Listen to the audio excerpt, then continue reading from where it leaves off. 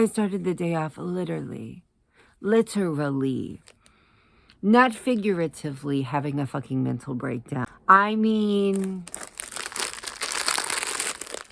bitch, it was bad. So basically, Dee has had this appointment for a month to talk to a counselor so that we can get the ball rolling on finding out whether or not this child has ADHD, and he definitely does.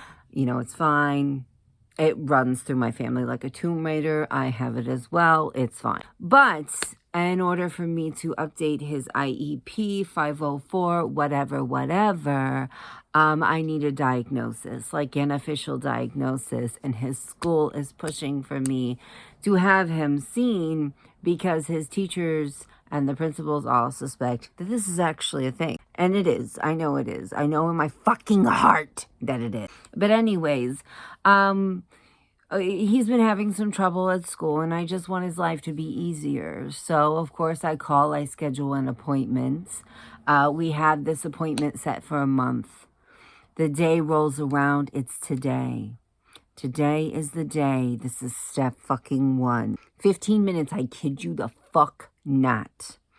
15 minutes before the appointment is supposed to start, I get a phone call. Hi, I'm going to have to reschedule your appointment. The therapist isn't here today. He had to call out sick. When I tell you,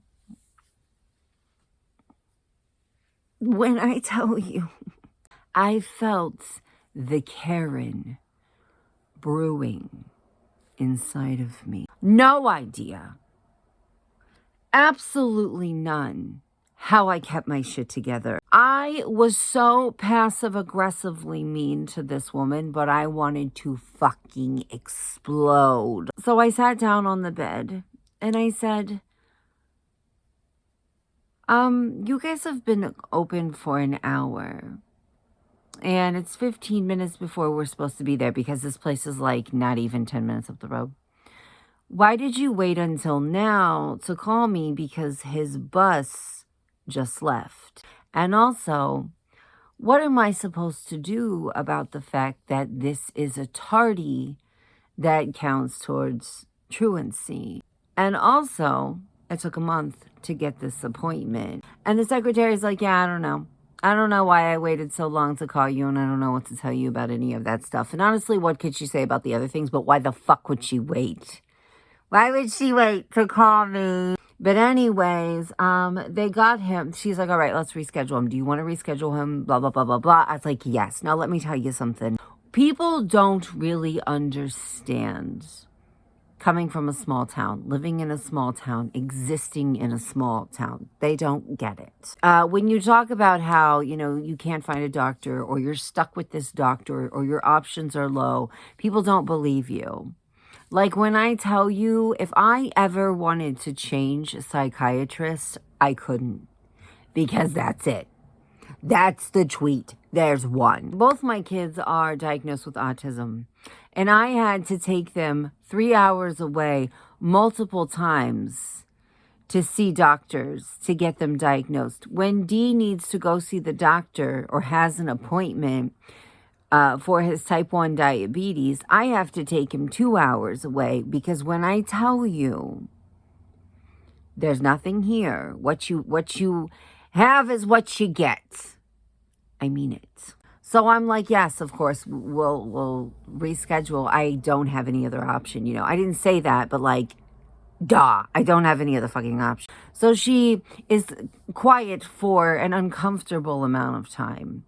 She put me on hold for a solid 2 minutes. And the whole time I'm like, Epps is going to have to go downstairs because he was going to go with us to the appointment.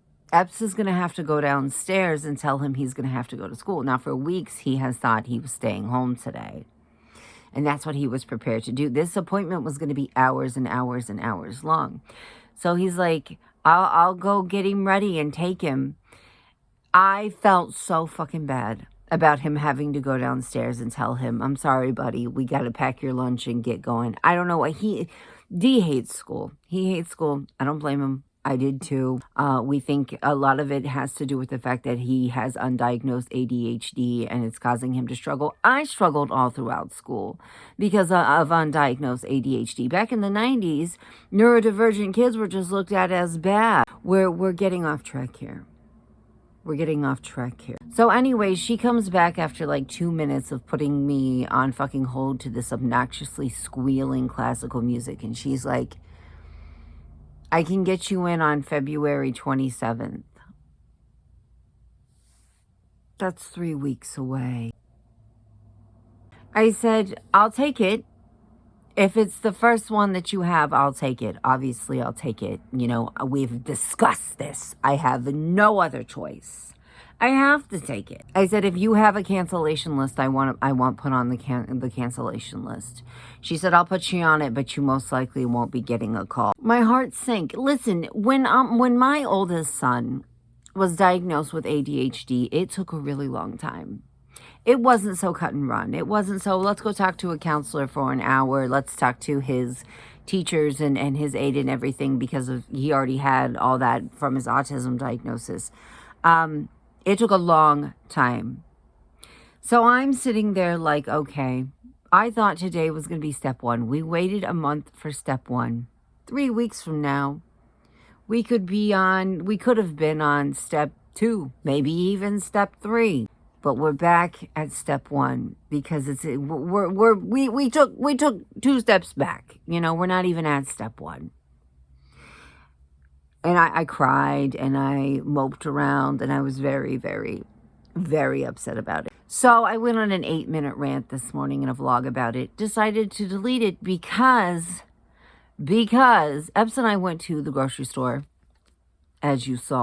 We come back. I'm like, he's getting ready to work. I was like, I'm going to lay down and take a nap. My phone keeps shutting into personal mode, which is like a form of do not disturb. And I don't have like anything scheduled for it to. It just keeps doing it. And everything that I'm Googling keeps saying that this only happens when you have like scheduled times where, you know, your phone is put on do not do. This bitch does it at its own like will. It does it whenever it wants to do it, whenever it feels like it. I have nothing to do with it. But anyways, I decided to check my phone before I laid down to take a nap because I barely got any sleep last night. And it is fucking catching up to me. And I saw that I had 2 missed calls, and I didn't know that they were calling me because my fucking phone had switched to personal mode without me telling it to, or without it being scheduled to. So I called them back. They got him in for tomorrow. She said, you were the first one that I called to take the reschedule. I was like, thank fucking God. He doesn't know yet that the appointment is tomorrow. I still have to tell him. So, disaster averted, but not before I bawled my fucking eyes out about it. Okay, we're going to put together this cat house that I bought at Aldi. It's a flower shop cat house. Because I bought it, and I'm really hormonal, and I don't feel good today from not sleeping. And I was gonna do it in bed, and then I read that there is catnip in here, and I was like, yeah, on the scale of, you know, 1 to shit I don't want to deal with, it's pretty fucking high up there. It was really easy to open, which is nice, but that looks complicated. Maybe not to you, but to me that looks fucking complicated. I see these all the time. They like change with the seasons, and I've always wanted to get one, and I never have. What are we gonna do if mommy messes it up? I got no clue. Are you trying to put your robot in front of my camera? I don't know. You can put your robot, but not yourself. Not yourself, good sir. Sorry about Not that. yourself. This is probably gonna take a while. Yeah, are you excited? Yep. Well, I'm not excited. I'm excited to get it over with. Well, I'm kind of disappointed that you're broke.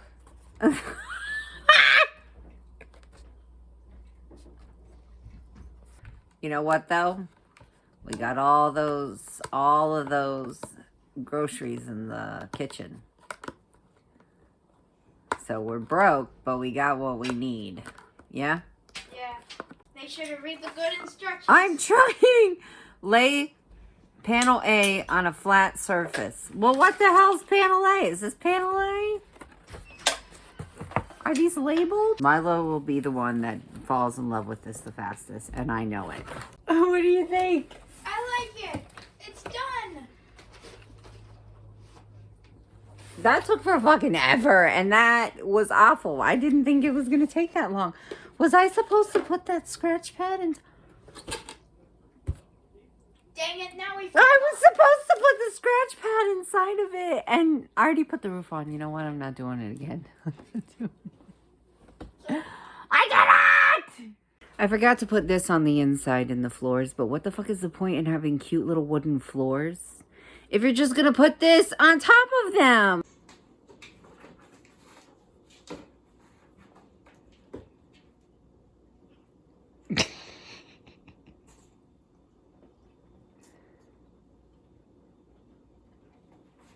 So I don't know what's wrong with me today, honestly. I don't. It could be that I haven't recovered from just working so much this weekend, you know, not sleeping enough.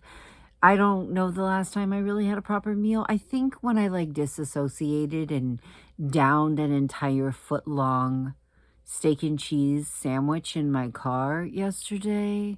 That's probably the closest I've come to having like a meal in I don't know how long. I'm not really sleeping all that much, but also at the same time, the hormones are fucking raging. The hormones are raging. I got this shit on my mouth as proof. As proof of that. I always get like cold sores around the time that I have like a surge in my hormones. It just is what it is. But I just don't feel good today. I don't feel good today. And like I took a nap. I ate some like healthy shit. Like I know it wasn't like full meals, but let me tell you something. Strawberries are a lot more healthier than what I'm normally fucking eating. And I don't know. Everything just feels like doom and gloom. And the more that I interact with people, like the people outside of my house, the more I'm just like, the world is darkness. And I don't like any of you. I'll never forget being a teenager and one of my friends who is older than me, him telling me, like, you're a good person and good people get chewed up and spit out. And you got to learn to be mean sometimes. You got to learn to set boundaries. You got to learn to not trust so easily and to not, you know, just to say no and to not always go out of your way for people, because you're going to find that most people will latch to that, whether they do it consciously or subconsciously, and will use you for what you've got. Because I feel like there's a lot of people in my life that don't care about me. You know what I mean? But when they want something, when they need something, when they need help, they know they can come to me. When they need something, they know they can come to me. When they need somebody to call at 4 o'clock in the morning because they're having a mental breakdown, they can come to me. You need food, I'll find you food. I am much like my grandmother and much like my dad, am somebody that will give you my last 2 pennies if you need them, even if it means that I have to go without. And it gets me fucking trampled on. I've always, my whole life, tried to say that I never wanted the people that use me to stop me from being a good person. I never wanted to become like this cold, callous, mean person. Because of the fact that I've been, you know, taken advantage of and mistreated, because I am just somebody that people know that they can depend on. I don't know. If you're a good person, people will latch on to that about you, because people are always out to, you know, people are always out to look out for themselves first. And I think it's like part of human nature. I honestly do think it's part of human nature. But I will say My whole life I have resisted becoming a mean person, a cold person, whatever, because of the people that have taken advantage of me. Because when I tell you there are people in my life that I'll text them something and they'll read it and they won't respond, or they'll like respond and it's something completely irrelevant to what I said. No matter how serious what I said was, it has nothing to do with that. Like, their response will have nothing to do with that. But when they need help, when they need someone to talk to, I drop everything for them. And I was scrolling through TikTok today, and there was this lady, and she was like, when people treat you a certain way, listen to them. Like, they're saying a lot without saying words. Listen to them. And I'm like, you're so fucking right. You're so fucking right. But what do you do when these people are your own family? What do you do when these people are your own family? And I'm like not one of those people that's like, I will never get rid of somebody because they are my family. Like, blood's thicker than water. You only have one family, blah, blah, blah. I am estranged from my own mother. The only time I see this woman in the last probably 3 years, I've seen her once at a Christmas party. And she made minimal contact with me. So it's not like I don't know what's wrong with me. Because it goes from being family members to any time that I make friends, it's the same way. And I'll never forget one of my oldest friends, probably my oldest friend at this point, telling me that people like me, good people, get ran over. And I looked at him and I was like, but I don't want to be a mean person. I don't want to be cold. I don't want to, I don't know. And he was like, but you're going to get fucking stomped on your whole life. I don't know. And I know that I'm not alone in that. I know that I'm not. Being like a reliable person, a caring person, somebody like people can trust and depend on, will get your ass ran over. But it's like, I don't know how to explain it. I refuse to like become polar opposite of that, because I deal with people that are polar opposite of that every day, and I would never want to be them. So let's talk. We've talked about shitty friends on here. My shitty friends. And why I don't really have any friends anymore. I mean, I do, but I don't, but I do, but I don't. I don't think I'll ever be as close to people as I used to be. But let's talk about the one that broke my heart the most. Let's talk about the one that broke my heart the most. So about 10 years ago, because E was a baby and he's almost 12, I met this girl at a bar, red flag number 1. And we became extremely close. Like, I loved her more than I loved most of my family.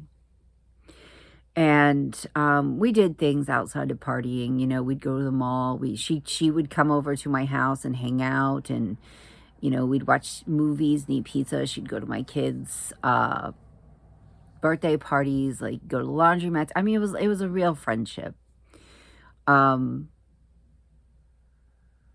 But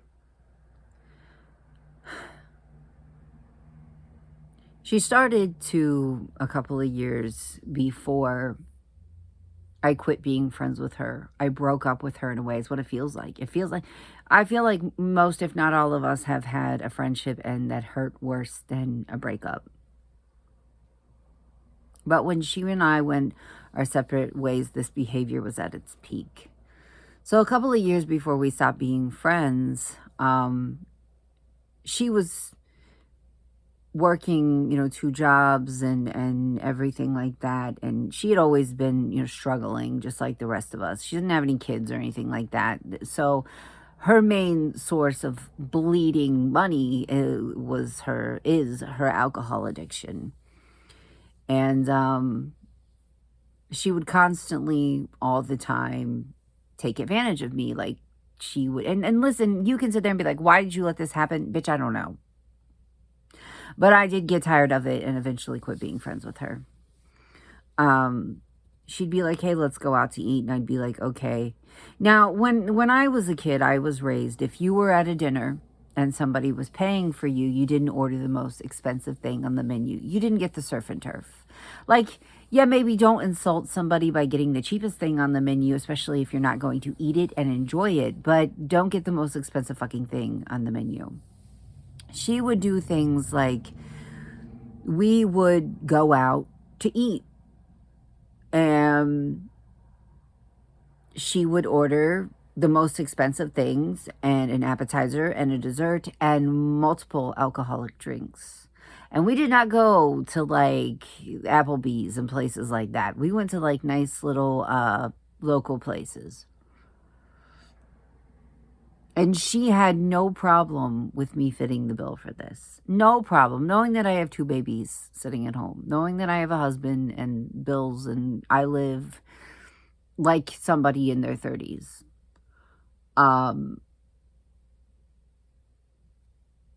She had no problem taking advantage of me like that.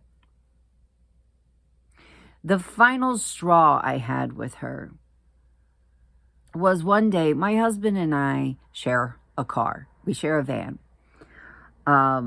He predominantly works from home, so it's usually not an issue, but sometimes it is. One time, I had a tattoo appointment and I needed a ride. So I asked for her to give me a ride, and I said, if you give me a ride, I'll get you, a tattoo or something. Because the tattoo was like an hour away, And I'm thinking she's going to get like a little shop minimum tattoo. Like a little tiny shop minimum tattoo. If this bitch did not pick out a like $230 sunflower tattoo. If this bitch did not pick out bring in a whole fucking $230 sunflower tattoo. And I had to pay for it because yeah. But I was raised better than that. I was raised that if somebody's paying for something, you don't get the most expensive fucking thing. In my head, I'm thinking, how about I give you $20 for gas and pay for a $50 shop minimum tattoo? No, she didn't want that. She wanted this $230 fucking plus tip tattoo. And then she also wanted to go out to eat at a Mexican restaurant after we left. And I knew damn well that bitch was going to have me pay. So I was just like, no, I just want to go home. I just don't feel good. I quit being friends with her not much longer after that. But when I tell you, the people around me were like, Shay, she treats you like she's your girlfriend. Like she's your girlfriend and you're taking her out shopping. Like all the time. Like all the time. And it took so long for me to see it. But that tattoo was the final straw. And my life has been nothing but an endless wave of this shit. An endless wave of people taking advantage of me. Because I feel like people look at people like me who don't really have friends. And they're like, what's wrong with you? I mean, I do have friends because people will see that. Like, people will see this that are my friends. And they'll be like, oh, I'm not your friend. We're not hanging out all the time. I don't really text people, stuff like that. Like, yes, I have friends, but I don't have friends like I had, like the friendship that I had with her, where we were going out to lunch and going shopping and blah, blah, blah, blah, blah.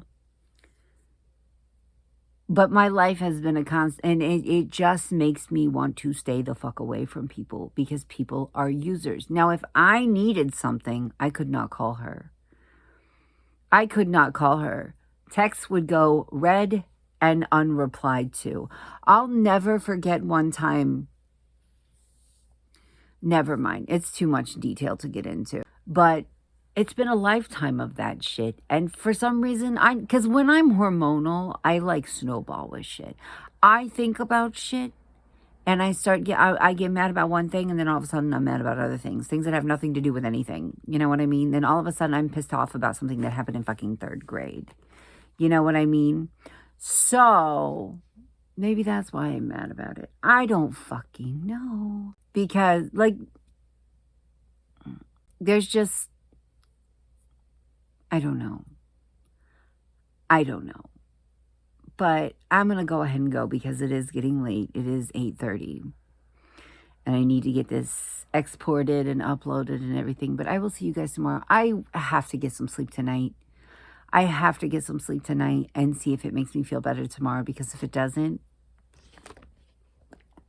if it's hormones, I'm usually pretty bad off for like a week. The wave of depression and anxiety that hits me is absolutely fucking insane when I'm hormonal.